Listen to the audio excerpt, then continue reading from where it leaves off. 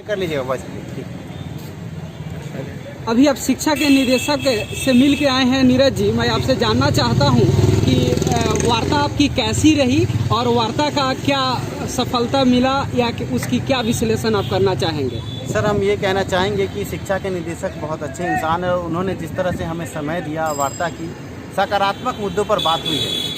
पर कुछ चीज़ें जो उन्होंने हमसे कही है, उनका कहना है कि हर बात मीडिया में नहीं जानी चाहिए। कुछ बातें ऐसी हैं जो आपको भविष्य के गोद में नज़र आएंगी। जैसा कि अभी हमारे एक साथी कुमुदकांत पांडे ने आपको बताया होगा, आपने सुना होगा उनकी जुबानी की शिक्षा के निदेशक ने सब कुछ सकारात्मक कहा है, लेकिन उन्हीं के मुख से जब वो बात निकल कर आए तो ज़्यादा अच्छा होगा। ऐसे में आज हम पहुँचे थे, हमारी साथी ज्योति जी पहुँचे थे, साथ में त्रिपुरारी जी हमारे साथी हैं वो पहुँचे थे। हम लोग वहाँ पहुँच कर के अपनी बातों को हमने रखा और हम ये उम्मीद कर सकते हैं कि आने वाले दिनों में बहुत सारी सकारात्मक बात आपको नज़र आएगी, क्योंकि 20 से 25 मिनट की हमारी वार्ता हुई है और वार्ता सफलता की कगार तक पहुंची है। पर बहुत सारी बातों पर हम टिप्पणी नहीं करेंगे, आप इंतज़ार कर लें। बहुत बहुत धन्यवाद। जैसा कि नीरज जी अभी बतला रहे थे कि उनकी वार्ता काफ़ी सफल रही है, सकारात्मक रही है, तो अभ्यर्थियों से मैं कहना चाहूँगा कि आप इंतजार करें, चूँकि रंजीत सर एक ऐसे व्यक्ति हैं जो हमेशा छात्र हित के प्रति संवेदनशील होकर के समय समय पर आकर के खुद बताते रहते हैं और अपडेट देते रहते हैं। तो सभी छात्रों से आग्रह करूँगा कि नीरज जी की बात आपने सुन ली है कि सकारात्मक रही है, अब इस पहलू का इंतजार करें, कुछ समय लगेगा और जल्द ही रंजीत सर फेसबुक के जरिए आकर के आपको अपडेट देंगे।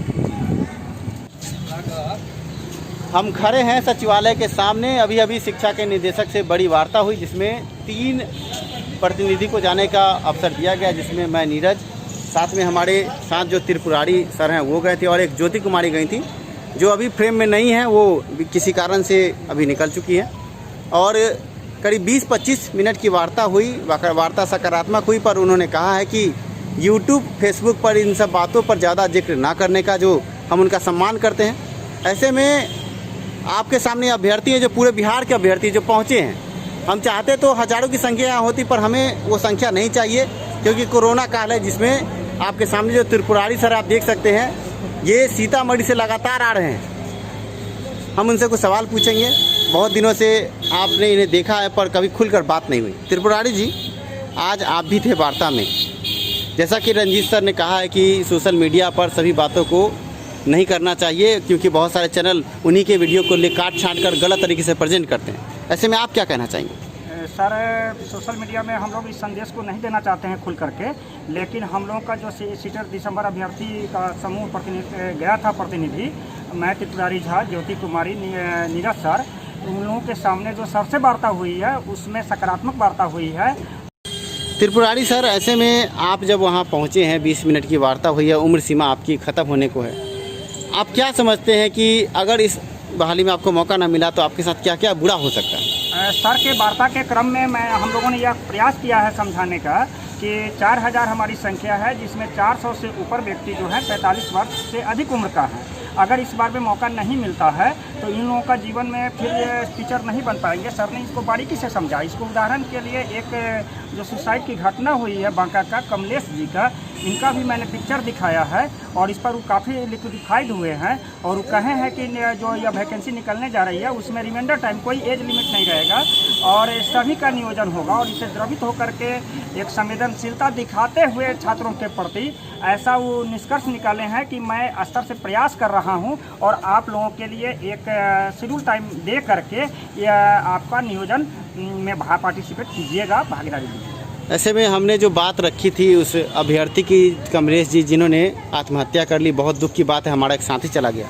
आप 2 शब्द उनके लिए आप कह सकते हैं? सबसे पहले तो उनकी मैं दिग्वंत आत्मा की सांत्वना देता हूं कि हमारे फिर कमलेश जैसा कि पुनरावृत्ति इस घटना नहीं हो। मैं आत्मा की शांति करता हूं और हम लोग यह प्रयास करेंगे कि हमारा जो सीटेड अभ्यर्थी समूह है, अंशदान के रूप में उनके परिवार तक उस सहायता की राशि इस नियोजन के बाद में उनके घर तक पहुँचाऊँगा।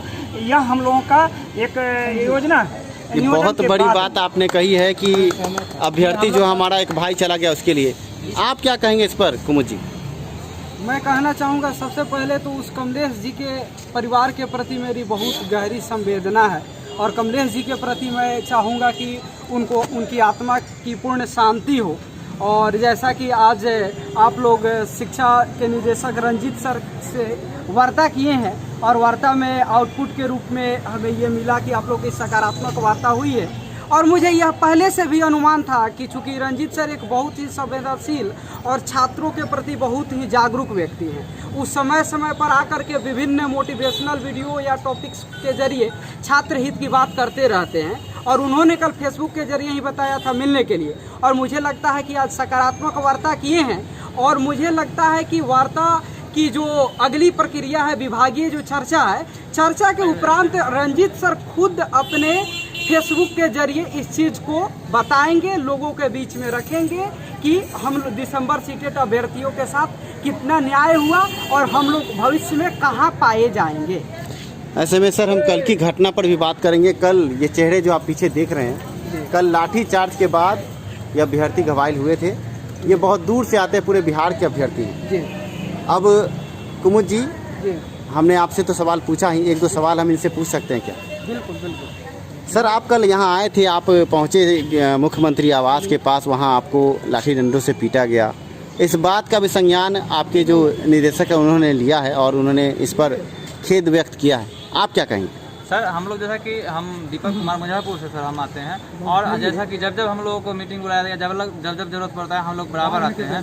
और आने के क्रम में कल भी हम लोग आए थे। आने के बाद हम लोग गांधी मैदान में एकत्रित हुए थे कुछ लोग। उसके बाद हम लोग को वहाँ से बताया गया कि सब लोग विचार हुआ कि चल के मुख्यमंत्री के पास हम लोग की बात नहीं जा पहुँच पा रहा है, तो हम लोग वहाँ से मुख्यमंत्री जी के आवास पर हम लोग चले गए। हालाँकि हम लोग को यह बात पता नहीं था कि वह एरिया प्रतिबंधित होता है।